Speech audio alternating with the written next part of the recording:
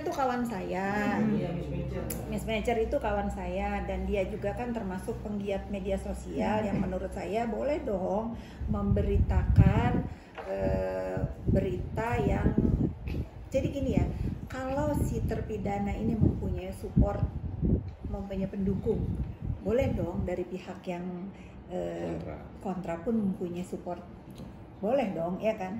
Saya lihat postingan dia tidak ada yang kira-kira nggak bener gitu. Kalau dia memang Mercer ini ngebully, jangankan si terpidana ini, saya duluan yang akan tegur gitu. Tapi setelah saya lihat nggak ada. Tapi gini ya teman-teman ya, kalau tujuannya si terpidana ini mengupload wajahnya Mercer ini, mencari alamat untuk tujuannya silaturahmi, ya nggak masalah.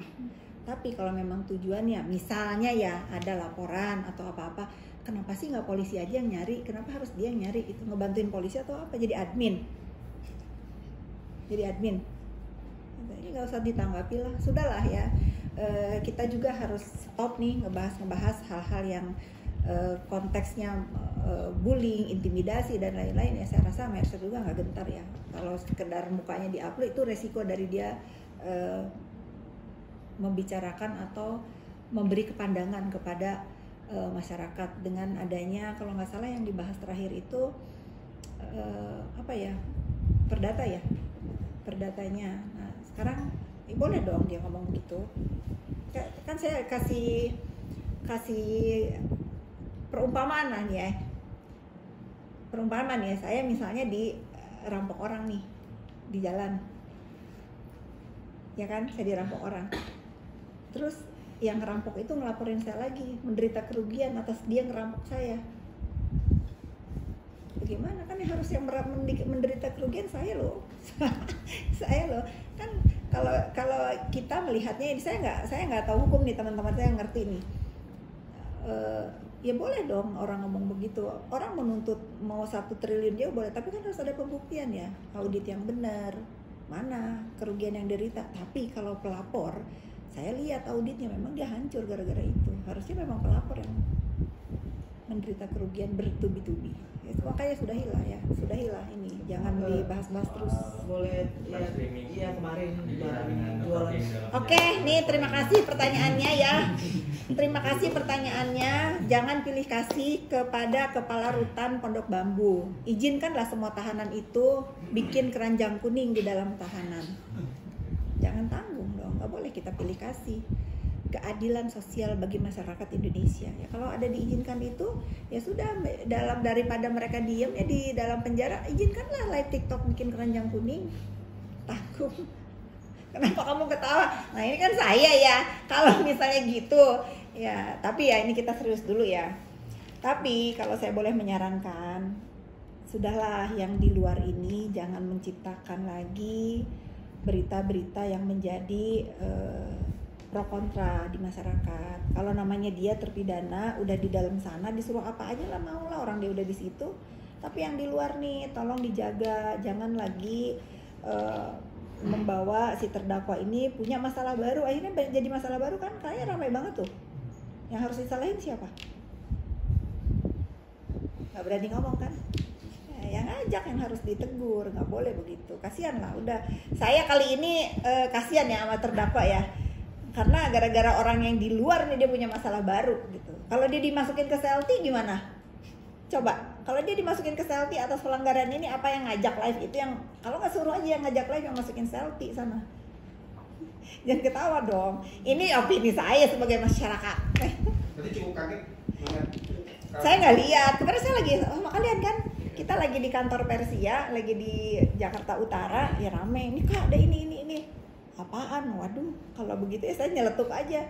Bikinin aja semua tahanan keranjang kuning. Gantian lah. Kalau terkait Reza Garis yang menggugat balik nih, ini Bagus. 500. Bagus. Bahkan kalau saya lihat auditnya lebih dari itu kerugiannya.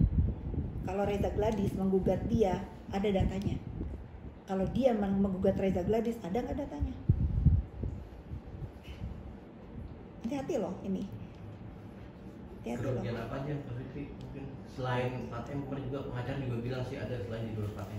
Kalau menurut Pak Fikri apa tuh? Ya kok namanya usaha ya namanya usaha kan kita punya manajemen. Ya pasti kalau Reza Gladys merasa kerugian itu dia bisa membuktikan secara fakta dan data. Pasti dari auditor yang benar-benar bisa dipercaya. Hati-hatilah. Sudahlah ya. Tapi waktu itu di angka 500. Kalau saya jadi Reza, saya gugatnya 1 T. Kalau saya jadi Reza, ya enggak? Apalagi lawyer saya begini, 5 T kali digugat. Amit-amit. Udah ini bercanda ya. Tapi saya tuh berharap gini ya teman-teman ya. Sudahlah, sudahilah. Jangan lagi disuguhi media massa ini dengan keributan, saling saut-sautan. Aduh, udahlah ya.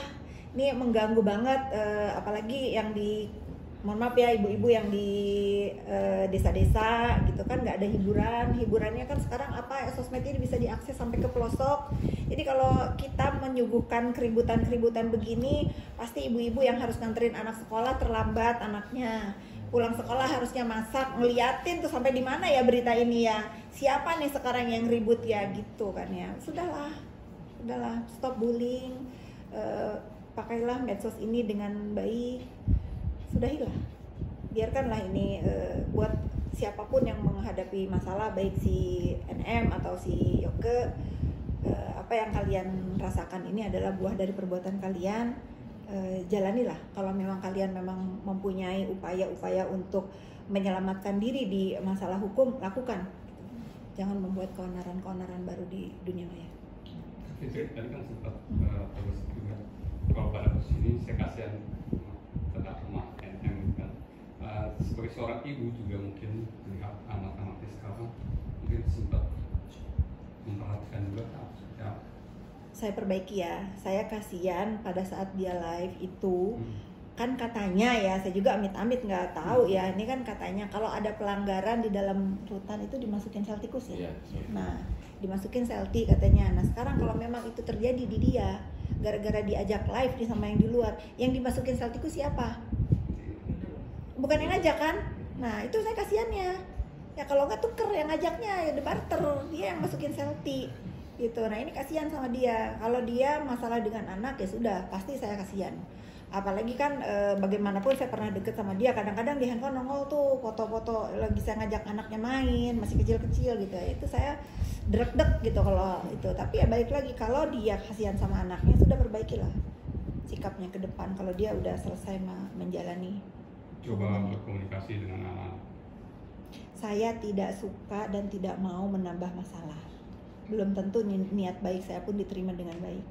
Nanti dibilangnya nggak ada juga, nggak ada urusan lah. Pokoknya biarkan aja apa yang ada di hati saya terhadap, baik itu terhadap terdakwa atau anak-anaknya, biar jadi rahasia saya. Tapi atas apapun yang si terdakwa lakukan terhadap diri saya udah maafin. Ya. Fitri, kemarin yang soal Polda, Kak Fitri